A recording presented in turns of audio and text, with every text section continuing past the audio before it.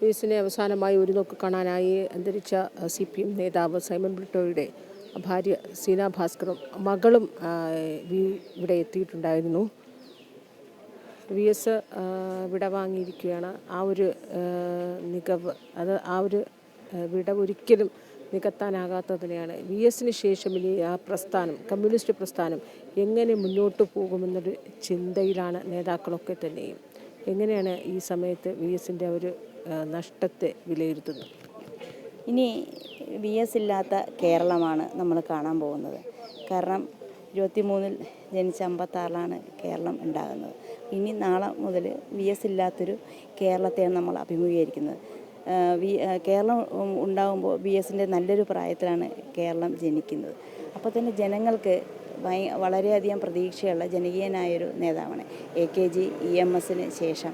കാരണം AKG അറിയാമല്ലോ, AKG ആ കാലഘട്ടം അതായതുകൊണ്ടാണ്. AKG ഇവിടെ നിന്ന് തിരുവനന്തപുരത്ത് നിന്ന് കണ്ണൂർ വരെയുള്ള വിലാപയാത്രയിൽ ഇരു സൈഡിലും, അതുപോലെ നായനാർ. പിന്നെ EMSൻ്റെ അങ്ങനെ ആയിട്ടില്ല. പക്ഷേ എങ്കിലും EMSൻ്റെത് നമ്മൾ ദർബാർ ഹാളിൽ നമ്മൾ സെക്രട്ടേറിയറ്റിൽ ഞാൻ 3 മണിക്കൂർ വെയിറ്റ് ചെയ്ത് അവസാനം തലകറങ്ങി വീണപ്പോഴാണ് ഞാൻ പോയി കാണുന്നത്. അങ്ങനെ ഒരു അനുഭവമാണ് എനിക്കുള്ളത്. പിന്നെ AKG ഇരുന്ന് എനിക്ക് അറിയില്ലായിരുന്നു. അതിനുശേഷം വി എസ് ഒരു വലിയൊരു നഷ്ടം തന്നെയാണ് കമ്മ്യൂണിസ്റ്റ് പ്രസ്ഥാനത്തിനുള്ളത്. കാര്യം എന്ന് വെച്ച് കഴിഞ്ഞാൽ എന്ത് കാര്യവും ചെന്ന് പറഞ്ഞാൽ പെട്ടെന്ന് സാധിക്കും, അല്ലെങ്കിൽ ആവുന്നതുപോലെ അതിൻ്റെ അന്ത്യം കാണാൻ വേണ്ടിയിട്ട് കൂടെ നിൽക്കും എന്നുള്ളൊരു പ്രതീക്ഷ ജനങ്ങൾക്ക് നൽകിയ ഒരു നേതാവാണ്. വലിയൊരു നഷ്ടം തന്നെയാണ് കമ്മ്യൂണിസ്റ്റ് പ്രസ്ഥാനത്തെ സംബന്ധിച്ച്. കാരണം ഇതുപോലെ അനുഭവമുള്ള വേറൊരു നേതാവ് ഇനിയില്ല. കാര്യം പുന്നപ്ര വയലാർ സമരത്തിലായാലും സ്വാതന്ത്ര്യ സമര സേനാനി എന്നുള്ള രീതിയിലൊക്കെ പല രീതിയിലും സമര പോരാളിയാണ് വി എസ് എന്ന് പറയുന്നത്. ഒരിക്കലും ഒരു നേതാവെന്നല്ല, സമര പോരാളിയായിട്ടാണ് എല്ലാവരും കാണുന്നത്. എന്തുണ്ടെങ്കിലും ഇപ്പോൾ സ്ത്രീകൾക്കൊക്കെ അവരുടേതായിട്ടുള്ള കാര്യങ്ങൾ പോയി പറഞ്ഞാൽ വളരെ കൃത്യമായി കേൾക്കും. പിന്നെ എനിക്ക് ഏറ്റവും അടുപ്പമുള്ളതെന്ന് വെച്ച് കഴിഞ്ഞാൽ 2006-ലെ വി എസ് മുഖ്യമന്ത്രി ആയിരിക്കുമ്പോഴാണ് സൈമൺ ബ്രിട്ടോ ആംഗ്ലോ ഇന്ത്യൻ നോമിനിയായിട്ട് വരുന്നത്. ആ സമയത്ത് ബ്രിട്ടോയ്ക്ക് ചെയ്തു കൊടുത്ത കാര്യം, കാരണം അന്ന് നിയമസഭയിൽ ആ പ്രദേശത്തൊന്നും ഭിന്നശേഷിക്കാർക്ക് സഞ്ചരിക്കാനുള്ള യാതൊരു ഇതുമില്ല. കാരണം ഭിന്നശേഷിക്കാരെന്ന് പറഞ്ഞാൽ എപ്പോഴും ഒരു മുറിയിൽ അടച്ചിട്ടിരിക്കണം. അപ്പോൾ അതിന് ബ്രിട്ടോ PWD ആക്ട്, ഇവരുടെ ഫിസിക്കൽ ഇതെല്ലാം ആക്ട്, PWD ആക്ട് നമുക്ക് പുതുക്കണം. അതിനുവേണ്ടി ബ്രിട്ടോൻ്റെ നിർദ്ദേശങ്ങൾ കൊടുക്കണം, എന്തൊക്കെ ചെയ്യണം. അങ്ങനെ റോഡുകൾ,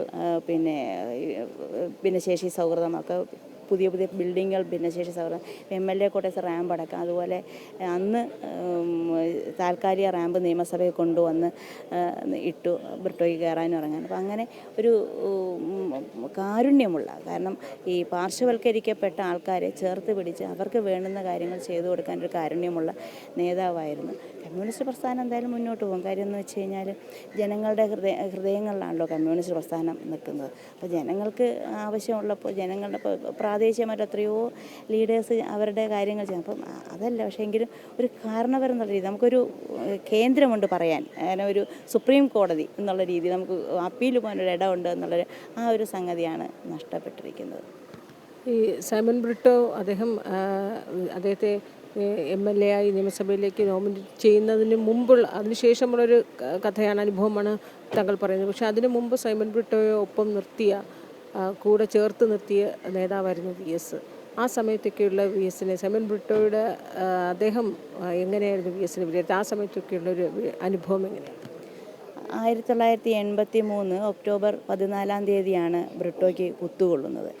വിദ്യാർത്ഥി അതുവരെ പിള്ളേർ രാഷ്ട്രീയം എന്നുള്ള രീതിയിലാണ് വി എസ് വരുന്ന, അടുത്ത് പരിചയമില്ലാത്തത്. പക്ഷേ കുത്തുകൊണ്ട് മൃതപ്രായനായി കിടക്കുമ്പോൾ 4 കുത്താണ്, ഹൃദയത്തിനും കരളിനും ശ്വാസകോശത്തിനും നട്ടലിനും മാരകമായി കുത്തേറ്റ് ഇങ്ങനെ എപ്പോൾ വേണോ മരിക്കാം എന്നുള്ളൊരു അവസ്ഥയിൽ വീട്ടിൽ 10 വർഷം കിടക്കുമ്പോൾ ഇന്ത്യയിലൊട്ടാകെയുള്ള കമ്മ്യൂണിസ്റ്റ് നേതാക്കന്മാർ, അന്ന് BTR അടക്കം ഒരുപാട് പേര്, ഹർകിഷൻ സിംഗ് സുർജിത്ത്, EMS, അങ്ങനെ ഈ മഹാരഥന്മാർ കംപ്ലീറ്റ് ബ്രിട്ടോയുടെ ചെറിയൊരു വീട്ടിൽ, എറണാകുളത്തുള്ള ചെറിയൊരു വീട്ടിൽ വരുമ്പോൾ വി എസ് അടക്കമുള്ളവർ വന്നിട്ട് വി എസിന് ബ്രിട്ടോയെ ചേർത്ത് പിടിച്ച് തന്നെ വി എസ് വരുമ്പോൾ ഓർക്കുന്നുണ്ട്, AP വർഗീസകാവും വി എസും കൂടെ വരുമ്പോൾ ബ്രിട്ടോയോട് പറഞ്ഞു. അപ്പോൾ ബ്രിട്ടോ പാരൽ വാറിൽ ഇങ്ങനെ പിടിച്ച് നിൽക്കും, ബോധം കെട്ട് വീഴും. അങ്ങനത്തെ ഒരു അവസ്ഥയിൽ ബ്രിട്ടോ പോകുമ്പോൾ ബ്രിട്ടോ ധൈര്യമായിട്ടിരിക്കും, പാർട്ടി കൂടെയുണ്ട്, പാർട്ടിക്ക് കഴിയാവുന്ന രീതിയിൽ ബ്രിട്ടോയ്ക്ക് എല്ലാ സഹായങ്ങളും ചെയ്യും.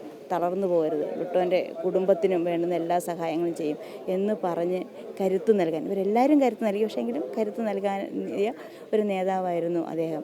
പിന്നെ എല്ലാവരും നമുക്കറിയാമല്ലോ, കമ്മ്യൂണിസ്റ്റ് പ്രസ്ഥാനത്തിൽ 64 പാർട്ടി വളരുമ്പോൾ 32 പേര് ഇറങ്ങി വന്ന ആ ഒരു കരുത്ത്, ഇന്നലെ വരെ നമ്മൾ ആ കരുത്ത് ഉണ്ട് എന്നുള്ളൊരു മനസ്സിലുണ്ടായിരുന്നു. പക്ഷേ നാളെ കഴിയുമ്പോൾ മണ്ണിനോട് അലിഞ്ഞു വരും. അങ്ങനെ ഒരു കരുത്ത് കേരളത്തിന് കമ്മ്യൂണിസ്റ്റ് പ്രസ്ഥാനത്തിന് നഷ്ടപ്പെട്ടു എന്നുള്ളതാണ്. ഒരു കാലഘട്ടം അവസാനിച്ചത് പിന്നെ പ്രകൃതിയുടെ അനിവാര്യമായ ആവശ്യമാണ്. പക്ഷേങ്കിലും നമുക്കൊക്കെ ഉൾക്കൊള്ളാൻ വല്ലാത്തൊരു ബുദ്ധിമുട്ടുണ്ട്, പ്രയാസമുണ്ട്. VS-നെ കുറിച്ച് അടയാളപ്പെടുത്തുമ്പോൾ ഈ അശരണരായ വ്യക്തികൾക്കെതിരെ, അതായത് ഈ അടിച്ചമർത്തപ്പെട്ട സമൂഹം, നിരാലംബരായ സ്ത്രീകളുടെ ഇരകളാക്കപ്പെടുന്ന സ്ത്രീയായാലും പുരുഷനായാലും അവർക്കൊപ്പം എന്നും താങ്ങായത് KK രമയുടെ കാര്യത്തിലൊക്കെ നമ്മൾ കണ്ടതാണ് നേരിട്ട്. അങ്ങനെയുള്ളൊരു VS-ൻ്റെ ഒരു എങ്ങനെയാണ് അടയാളപ്പെടുത്തുന്നത്? ആണ് VS അശരണരെ ചേർത്ത് പിടിക്കുന്ന, അതന്നെ ഞാൻ പറഞ്ഞില്ലേ, സ്ത്രീകൾക്കായാലും പിന്നെ ഭിന്നശേഷിയായാലും കുട്ടികൾ ആര് പോയി എന്ത് പറഞ്ഞാലും പിന്നെ അദ്ദേഹം അത് കേൾക്കുകയും പറ്റാവുന്ന രീതിയിൽ സഹായങ്ങൾ ചെയ്യുകയും ചെയ്യുന്ന ഒരു വ്യക്തിയായിരുന്നു VS. ഞാൻ വിചാരിക്കുന്നത് AKGക്ക് ശേഷം AKGയുടെ ഒരു സ്വഭാവം അതാണ്. AKG ആർക്കെന്ത് ഇഷ്യൂ ഉണ്ടെങ്കിലും അവിടെ പോയിട്ട് ആ പ്രശ്നം, അങ്ങനെയാണ് അമരാവതി സമരമൊക്കെ അറിയാം. ഹിമാചൽ ആപ്പിൾ കർഷകരുടെ നടയിൽ നിൽക്കുമ്പോഴാണ്, അന്നൊന്നും ഇത്രയും ഫെസിലിറ്റി ഇല്ല, ഏതോ ഒരു ചെറിയ വാർത്തയിൽ കേരളത്തിൽ അമരാവതിയിൽ സമരം കൊടും തണുപ്പിൽ നടക്കുന്നു കേൾക്കുമ്പോൾ പിറ്റേ ദിവസം തീവണ്ടി അറിയാം 6-7 ദിവസം കഴിഞ്ഞാലേ ഇങ്ങ് എത്തുള്ളൂ. ആ തീവണ്ടി കയറി അമരാവതി സമരത്തിന് അവിടെ കൊടും തണുപ്പിൽ അവർക്ക് ആശ്വാസമേകുന്ന AKG ഉണ്ട്.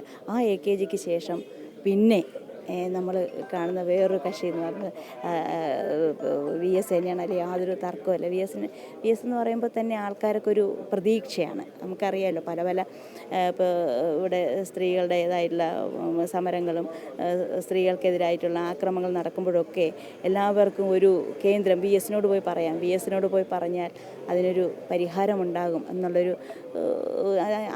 VS-നെ സംബന്ധിച്ച് അശരണർ എന്ത് പറഞ്ഞാൽ അത് ആരെന്ന് നോക്കില്ല.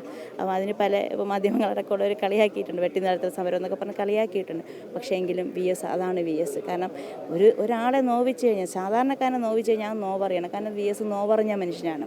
ചെറുപ്പത്തിലെ അമ്മയും അച്ഛനും മരിച്ചു. അച്ഛൻ വസൂരി ബാധിച്ച് കിടക്കുമ്പോൾ 7 പിന്നെ അകലത്ത് നിന്നിട്ട് കാണുന്ന കുഞ്ഞായിരിക്കുമ്പോൾ കാണുന്നൊരു കുട്ടി, ആ കുട്ടിയുടെ മനസ്സിനേറ്റ മുറിവ്, ആ മുറിവാണ് സാധാരണക്കാരനോട് ഒപ്പം എപ്പോഴും നിൽക്കാൻ VS-ന് കരുത്ത് നൽകിയിട്ടുള്ളതാണ് എനിക്കൊക്കെ തോന്നിയിട്ടുള്ളത്. അല്ലെങ്കിൽ VS അത്രയും പിന്നെ സാധാരണക്കാരനെ ചേർത്ത് നിൽക്കേണ്ടുന്ന അവസ്ഥയുണ്ടാവില്ല. ഈ അമ്മാവൻ പിരപ്പൻകോട് മുരളി, അദ്ദേഹത്തെ VS-നോടൊപ്പം എല്ലാ കാലവും VS-നോടൊപ്പം നിന്നൊരു നേതാവായിരുന്നു പിരപ്പൻകോട് സഖാവ്. അപ്പോൾ അതുകൊണ്ട് തന്നെ VS എന്താണ് എന്ന് സീനാ ഭാസ്കറിന് കൂടുതൽ അറിയാൻ കഴിയുമെന്ന് തന്നെ പ്രതീക്ഷിക്കുന്നു. അതെ, മാമൻ്റെ അച്ഛൻ മരിച്ചപ്പോഴാണ് ഞാൻ ഇത്രയും തകർന്നു കണ്ടത്. എന്നിട്ട് വല്ലാത്തൊരു അവസ്ഥയായിരുന്നു, നടക്കാൻ പോലും പറ്റാത്ത അവസ്ഥയിൽ എന്നോട് പിന്നെ AK സെൻറ്ററിൽ ഇപ്പോൾ ഒന്ന് നോക്കണം, അവിടെ അപ്പോൾ അവിടെ കടക്കാൻ പറ്റുന്നില്ല. പിന്നെ പ്രശാന്ത് MLA ഒക്കെ വിളിച്ചു പറഞ്ഞു. മാമൻ ഇന്നലെ രാത്രി പോയി കണ്ടു. മാമന് വല്ലാത്തൊരു വിഷമമാണ്, വേദനയാണ്. VS-ൻ്റെ ആത്മകഥ എഴുതിക്കൊണ്ടിരിക്കുകയാണ്, അതിൻ്റെ അവസാന ഘട്ടത്തിലാണ്. അപ്പോൾ അമ്മാവന് ഏറ്റ മുറിവ് പിന്നെ വലിയൊരു വിഷമം. അമ്മാവന് മാത്രമല്ലല്ലോ, കേരളത്തിൽ ഒന്നടങ്കം, അതല്ലേ ഈ കാണുന്ന ജനാവലി കംപ്ലീറ്റ്. കേരളത്തിൽ ഒന്നടങ്കം ഒരു തേങ്ങലാണ് VS പോയി, VS ഇല്ലാത്തൊരു കേരളം എന്ന് ചിന്തിക്കാൻ കഴിയാത്തൊരവസ്ഥയാണ്. എന്തായാലും മകള് നിലാവ് എങ്ങനെയാണ് VS-നെ കുറിച്ചൊക്കെ ആരാ പറഞ്ഞു കേട്ടിട്ടുള്ളത്? VS-നെ കണ്ടിട്ടുണ്ടോ എപ്പോഴേലും? VS-നെ കണ്ടിട്ടുണ്ട്. ഏറ്റവും കൂടുതൽ ഞാൻ കേട്ടിട്ടുള്ളത് ഒന്ന് എൻ്റെ അബ്ബ, അതായത് അച്ഛൻ അബ്ബ അറിഞ്ഞ് കേട്ടിട്ടുണ്ട്. പിന്നെ മാമൻ, അമ്മയുടെ മാമനാണ് പിരപ്പൻകോട് മുരളി. മാമനും അബ്ബയും പറഞ്ഞിട്ടാണ് ഏറ്റവും കൂടുതൽ ഞാൻ കേട്ടിട്ടുള്ളത്. എനിക്ക് ഈ ചെറുപ്പം തൊട്ടേ ഈ VS ടാറ്റ എന്നറിയും ഞാൻ. അതായത് VS ജനങ്ങളെ ഈ കൈ പൊക്കി വിഷ് ചെയ്യുന്നൊരു, അത് ഞാൻ ആരങ്ങനെ ചെയ്താലും ഞാൻ പറയും VS ടാറ്റ എന്നറിയുമായിരുന്നു. എനിക്ക് കുറേ ഒരു കാര്യം, ഞാൻ 2008 ജനിക്കുന്നത്. അപ്പോൾ ഈ 2006 തൊട്ട് 2011 വരെ ആയിരുന്നു എൻ്റെ അബ്ബ MLA ആയിരുന്നത്. അപ്പോൾ ഈ കൊണ്ടുപോകുമ്പോൾ ഞാൻ ഇങ്ങനെ കണ്ടിട്ടുള്ളതുകൊണ്ട് ഞാൻ എപ്പോഴും ഒരു VS ടാറ്റു ഉണ്ടായിരുന്നു. പിന്നെ അങ്ങനെ കുറേ ഓർമ്മകൾ, അതെല്ലാം ഓർമ്മകൾ.